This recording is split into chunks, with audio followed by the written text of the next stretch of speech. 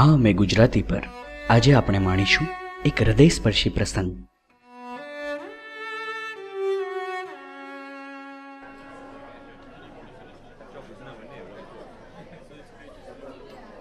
એક શ્રીમંત માણસના ઘરે જમણવાર ચાલી રહ્યો હતો. ખાસ મોટો પ્રસંગ નહોતો, બસ નજીકના સંબંધીઓ અને મિત્રોને જ બોલાવ્યા હતા. હશે 40-50 જણ. યજમાન બધાને આગ્રહ કરીને પીરસતા હતા અને મહેમાનો પણ જોઈએ કે ન જોઈએ પોતાની થાળીઓ છલોછલ ભરી જ જતા હતા. એ જ વખતે યજમાન બહેનનું ધ્યાન ગયું કે એક બાળકને એની માતા ધીમા અવાજે ધમકાવતી હતી. યજમાન બહેને ત્યાં જઈને કારણ પૂછ્યું તો પેલી માતા કહે, જુઓ ને બહેન, આ ખાતો જ નથી, રોજ જ આવું કરે છે. હું તો એને જમાડવાથી તંગ આવી ગઈ. હવે તમે જ કહો, ધમકાવું નહીં તો શું કરું? અરે એમાં એને ધમકાવવાની જરાય જરૂર નથી, પેલા યજમાન બહેન બોલ્યા. પછી સામેની પંગતમાં બેઠેલા એક ભાઈ સામે હાથ કરી કહ્યું, આ મારા મિત્ર ડૉક્ટર મહેતા છે ને, એ એવી દવા આપે છે કે તમારો બાબો તરત જ જમતો થઈ જશે. મારો દીકરો પણ પહેલાં આવું જ કરતો. ડૉક્ટર મહેતા સાહેબની દવા પછી હવે બરાબર જમી લે છે. તમે પણ એમને બતાવો ને.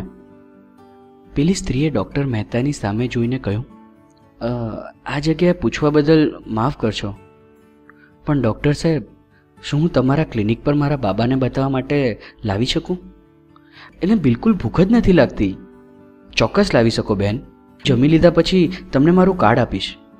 તેમાં લખેલા નંબર પર ફોન કરીને તમે ચોક્કસ આવી શકો છો, ડૉક્ટરે કહ્યું. હવે બરાબર એ જ વખતે 10 વર્ષની કામવાળી છોકરી જે બધાના ગ્લાસમાં પાણી ભરતી હતી એ આ વાત ધ્યાનથી સાંભળતી હતી.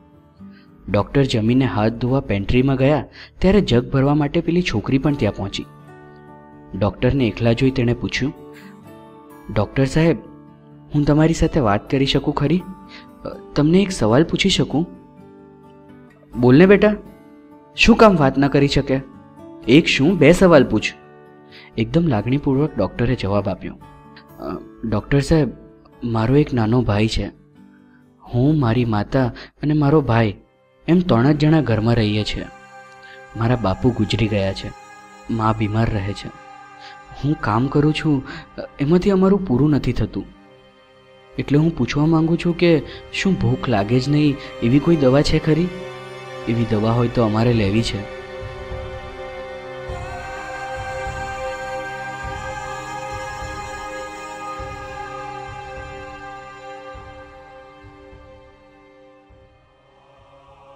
અવિસ્મરણીય વાતો પરથી લીધેલો આ પ્રસંગ આપને કેવો લાગ્યો એ જરૂરથી જણાવશો. આભાર.